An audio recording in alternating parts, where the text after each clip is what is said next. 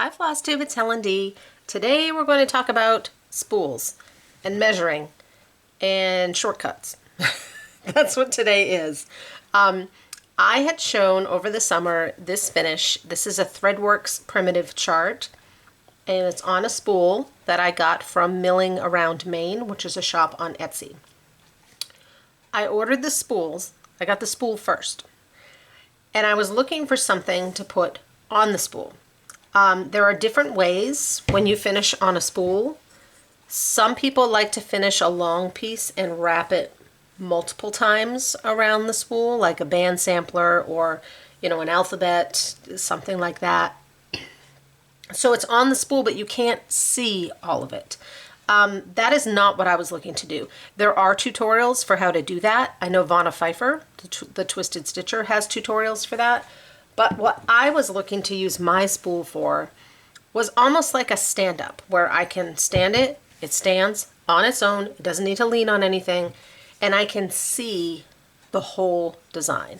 And then I wanted to attach it on the way on the back where I could easily remove it, because spools like this can be harder to find. They're come in all shapes and sizes, and I knew if I have one of these spools, I want to be able to reuse it. I'm a seasonal stitcher. I want to put something on it multiple times. So because I knew I was going to do that, I thought what first I need to do is figure out what I can fit on the spool. So this one, I just have wrapped around these buttons a piece of string, so that I can just easily pop it off. And I'll do a separate finishing video. This is just a measurement video. So this spool, let's start with one of these other ones because we'll do this one together first. Last, sorry. This spool is one that I got from Milling Around Maine. I'm not sure if he has any more of these left. So I have to measure, the whole spool measures, 8.5. But that's not the usable space. The usable space measured about 7.25. And with this kind of ruler, right, you can't really tell what your width is going to be. So what I did is I took a piece of paper and I cut out a piece of paper that was about 7.25 by 2 inches, just to see, like, would 2 inches be about good? And I ended up cutting that down a little. So this piece of paper is 7 inches by 2 inches. And this is actually cardstock because it's what I had on hand. So now, if I put this on here, I can see that fits no problem. I have a little extra space up on the top. And the 2 inches would be fine for me. Personally, I wouldn't want to go anything wider than 2 inches because I want to see the whole thing. If you're okay with more of it wrapping around, then you can go wider than that. So because this is 7 inches, I decided I actually don't want my stitching going bigger than 6 3/4 because that will give me this little bit of extra room plus a little more, so that, like on this one, I have some wiggle room on the edges for when I finish. And then the 2 inches. So I went in and I did a little math and I wrote it right on my template, 2 by 6 3/4. And then I figured out that on a 14 count, the max stitch count to fit on there would be 28 by 94. And on a 16, it would be 32 by 108. The piece I stitched for this is the Witch's Inn. I don't remember her exact stitch count, except I know she's 107. And I know this because I stitched her once and she was too big because I used a 14 count. So this one is on a 16 count. And at the 107, that will give me enough room to have a little bit on each side.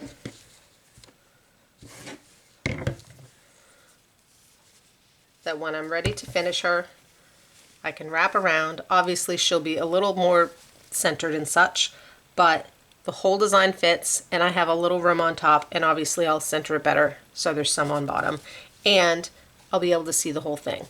So now I have a cheat sheet for this spool. I'll probably put these cheat sheets in like an envelope and just label it spool templates. I may write on here, I may not, right? When I go to pull a spool out, I'll just match up the size that goes with that spool and it won't be that hard. This is another one that I had. I had bought this one, it had Christmas ribbon on it, and I took the ribbon off. And this one is shorter, but wider. So I did some measuring on this one, and I came up with, it's actually about 3 by 2.5, but 2.5 by 2.5, I figured, would be about what I would want for a max size. Actually a little smaller than 2.5 and 2.5, depending on how much wiggle room I have. So again, I did the math. On a 14 count, that's 35 by 35. On a 16 count, it's 40 by 40. So now I know for that one. Whoop. So then this one. I know a lot of you ordered this specific spool because he had a bunch. So I cut a strip of paper and I'm starting at 5.5 by 2. And I'm going to hold this up to see. And 5.5 is going to be too big. So I'm going to trim a 1/2 inch off this to start.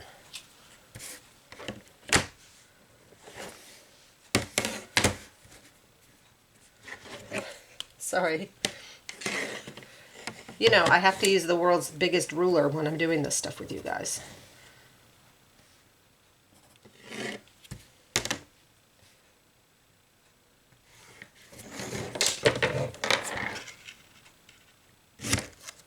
So this will now be 5 by 2.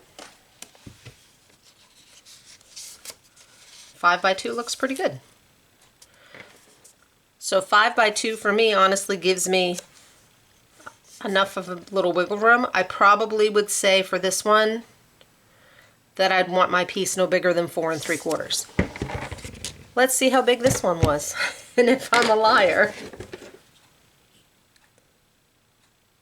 Just shy of 4 3/4. So I'm going to write on my cheat sheet 4 3/4 by 2. And then I'm just going to do the quick math.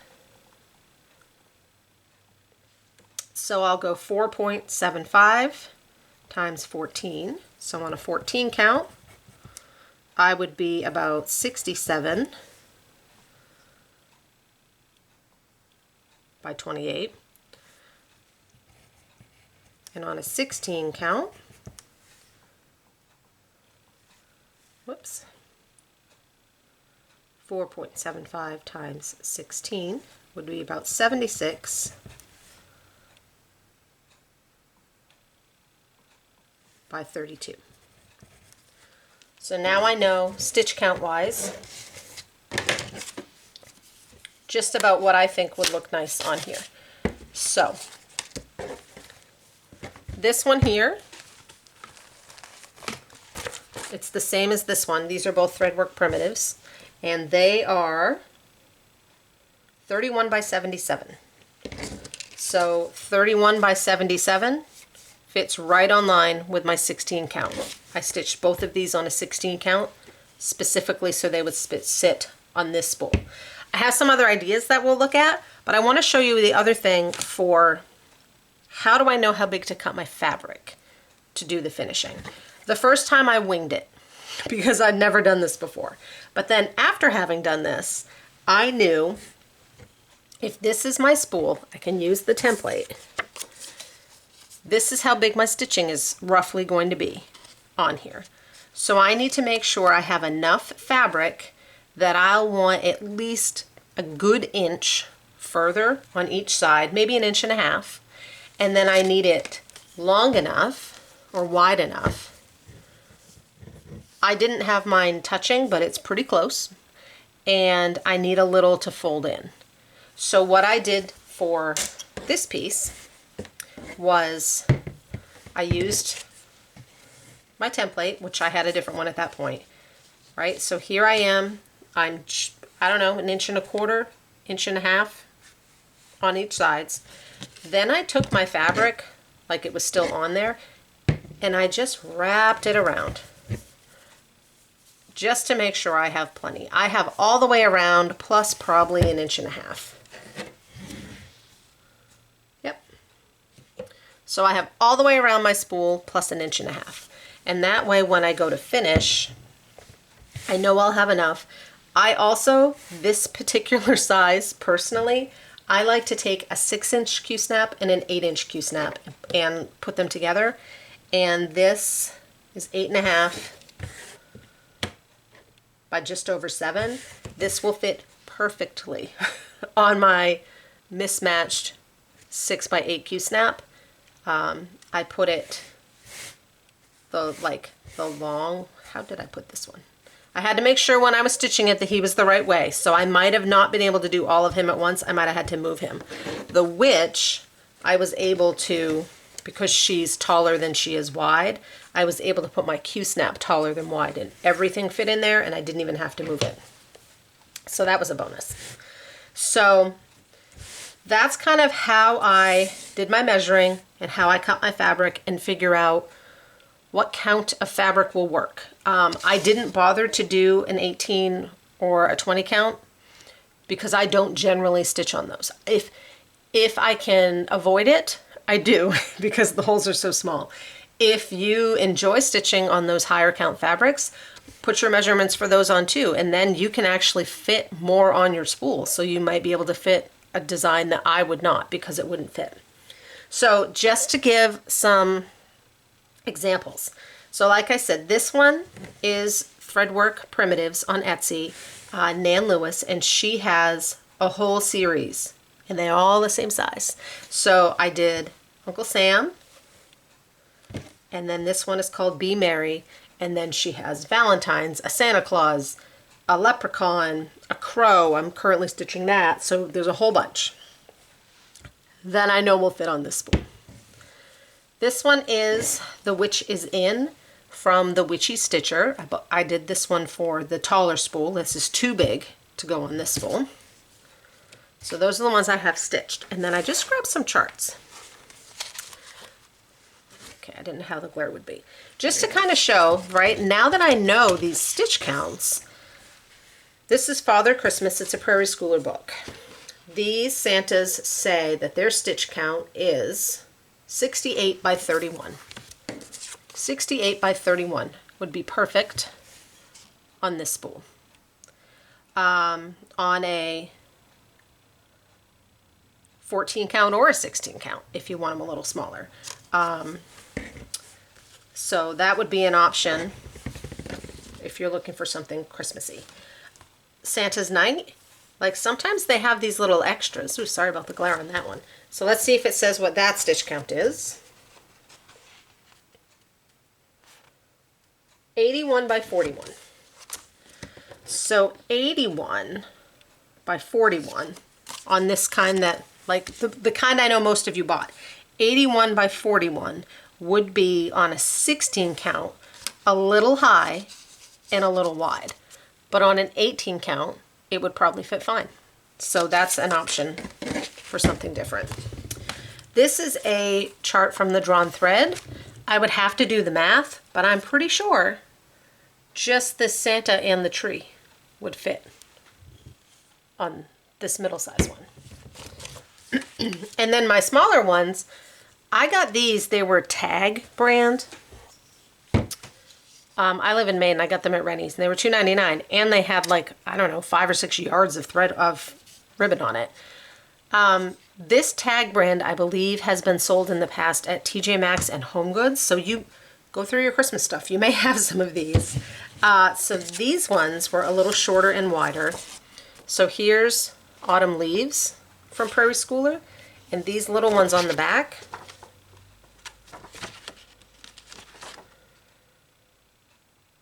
$30 by 34. Perfect size for one of these. And then this was the other one I thought would fit perfectly, is the Very Merry Mini Surprise from Prairie Schooler. These are all a little different, but Santa with Tree, on the back it shows this one. That one is 42 by 29. So on a 16 count, my count here says 40.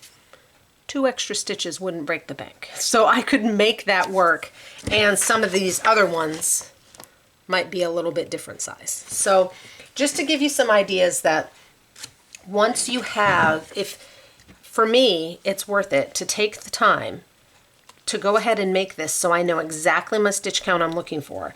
And now while I'm going through charts, if I see something within those ranges, I can be like, oh, that will fit on my spool, right? Like even this drawn thread where it's just a little section of the chart. It doesn't have to be the whole thing, but you might find just a little piece of a chart that you think would fit.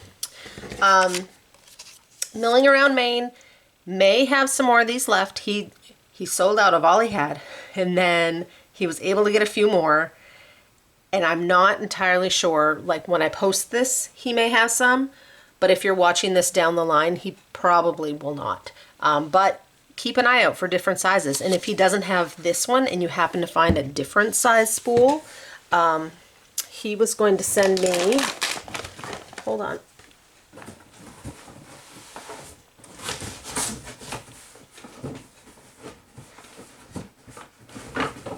He may have some of these. This is a thinner spool. If you take the thread off, it's much thinner, and it would be honestly be too thin.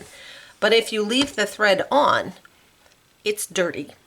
So clean it up as best you can, and then I would even take a skein of any color DMC you want and go over the top to give yourself a clean layer.